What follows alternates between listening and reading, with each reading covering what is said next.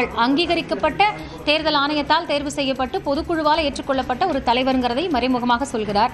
இப்போ இருக்கக்கூடிய சூழல்ல அன்புமணியினுடைய செயல்பாடு அப்படிங்கிறது தொண்டர்கள் மத்தியில என்ன தாக்கத்தை ஏற்படுத்தும்? எப்படி பார்க்கறீங்க இந்த பதிலுக்கு பதில் நடவடிக்கையை? பாமகவோட பலவீனமாக்குங்கிறது நம்ம கண் முன்னாடியே பார்த்து வருகிறோம். அன்புமணி ராமதாஸ் தான் தற்போதைய தேதியில் பாமகவின் தலைவராக செயல்படுகிறார். என்னால் கட்சியின் பொதுக்குழுவால் நியமிக்கப்பட்டவர். இந்திய தேர்தல் ஆணையத்திலும் அவர்தான் தற்போது வரை தலைவராக அங்கீகரிக்கப்பட்ட தலைவராக பாமகவின் அங்கீகரிக்கப்பட்ட தலைவராக தற்போது வரை அன்புமணி ராமதாஸ் தான் செயல்பட்டு வருகிறார். எனவே அன்புமணி ராமதாஸை நீக்க வேண்டும் என்றால் மருத்துவர் ராமதாஸ், சீனியர் ராமதாஸ் பொதுக்குழுவை கூட்டி வேறொருவரை தலைவராக நியமிக்க வேண்டும். பொதுக்குழு அதற்கு அனுமதி அளிக்க வேண்டும்.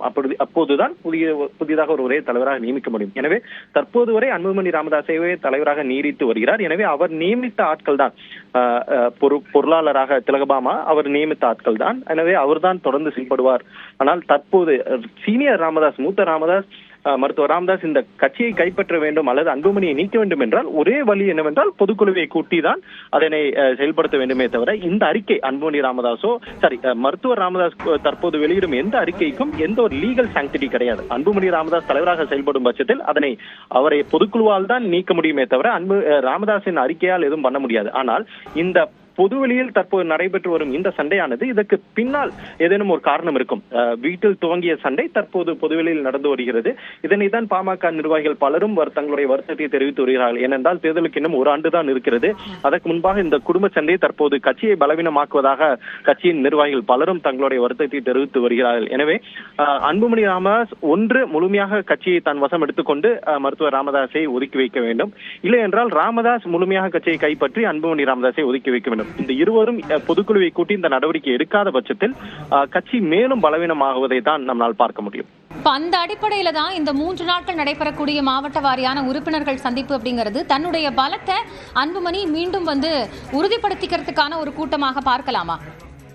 அன்புமணி பொறுத்தவரை தற்போதுக்கு அன்புமணி எதையுமே செய்து காட்ட வேண்டிய அவசியம் கிடையாது. ஏன்னா அன்புமணி கையில தான் கட்சி இருக்கு. ஏன்னா அவர் தான் தலைவராக நியமிக்கப்பட்டிருக்கார். எனவே அன்புமணி தன் கையில் தான் கட்சி இருக்குன்னு அன்புமணி காட்ட வேண்டிய அவசியம் இல்லை. பட் நீங்க சொன்ன மாதிரி அன்புமணி தற்போது மாவட்ட தலைவர்களை, மாவட்ட நிர்வாகிகளை சந்தித்து வருவது கன்சால்டேட் பண்றாரு. தன் கையில கட்சி இருந்தாலும் நிர்வாகிகள் தன்னை விட்டு சென்று விடக்கூடாது, நிர்வாகிகள் முழுமையாக தன் வசம் தான் இருக்க வேண்டும் என்பதனை உறுதிப்படுத்துவதற்காக தான் அன்புமணி ராமதாஸ் மாவட்ட அளவிலான நிர்வாகிகளை சந்தித்து வருகிறார். மருத்துவர் ராமதாஸ் இதற்கு முன்பாக மாவட்ட செயலாளர்களை கூட்டத்தை கூட்டிய போது வெறும் 8 மாவட்ட செயலாளர்கள் மட்டுமே சென்றிருந்தார்கள். எனவே அப்போதே தெரிந்துவிட்டது அன்புமணி ராமதாஸ் கையில் தான் கட்சி இருக்கிறது என்பது.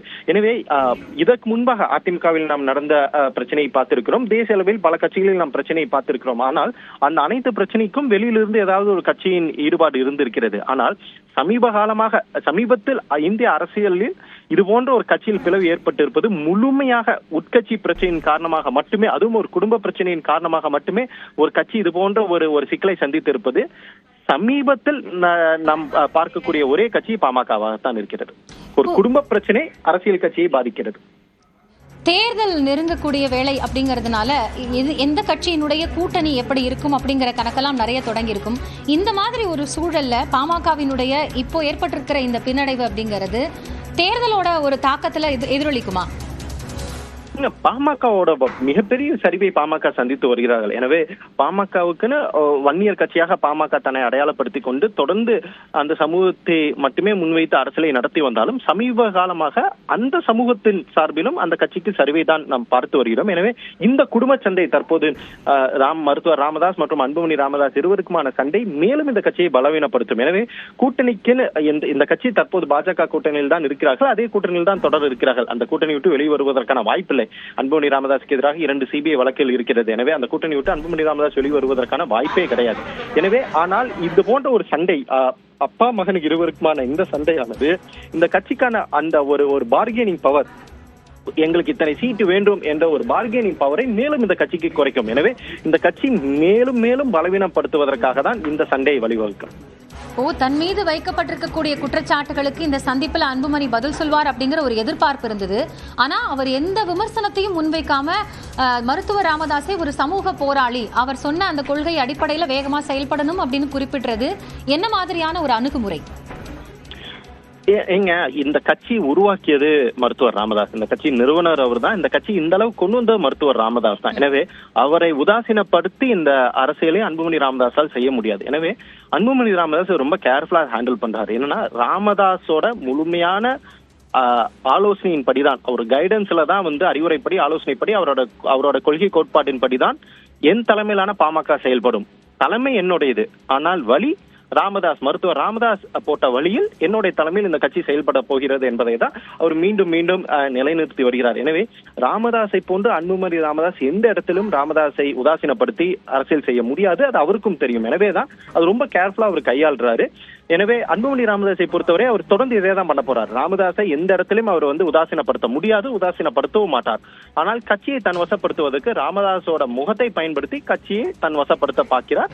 ஆனால் மருத்துவர் ராமதாஸ் இல்லை, அன்புமணி கையில் இந்த கட்சி போனா இந்த கட்சி வளர்ச்சி பாதையில் செல்லாது, அன்புமணியினால் இந்த கட்சி வீழ்ச்சி அடையும் என மருத்துவர் ராமதாஸ் தொடர்ந்து சொல்லி வந்தாலும் மாவட்ட நிர்வாகிகள், மாநில நிர்வாகிகள் பெரும்பான்மையானோர் அன்புமணி பக்கம் இருப்பதால் இதனால் எந்த ஒரு பாதிப்பும் அன்புமணிக்கு ஏற்பட போவதில்லை. அன்புமணி மிகவும் சாமர்த்தியமாகவே தன்னோட காய்களை நகர்த்தி வருகிறார். நன்றி திரு அரவிந்த் குணசேகரன். இணைப்பில் உங்களுடைய கருத்துக்களை பகிர்ந்து கொண்டமைக்காக. பனையூரில் பாமக தலைவர் அன்புமணி ராமதாஸ் தலைமையில் நடைபெற்று வரக்கூடிய மாவட்ட நிர்வாகிகளினுடைய ஆலோசனை கூட்டம் என்பதில் பல்வேறு விஷயங்களை அன்புமணி ராமதாஸ் குறிப்பிட்டு பேசியிருக்கிறார். ஒருபுறம் இந்த கூட்டத்தில் பங்கேற்றிருந்தவர்களை தைலாபுரத்தில் இருந்து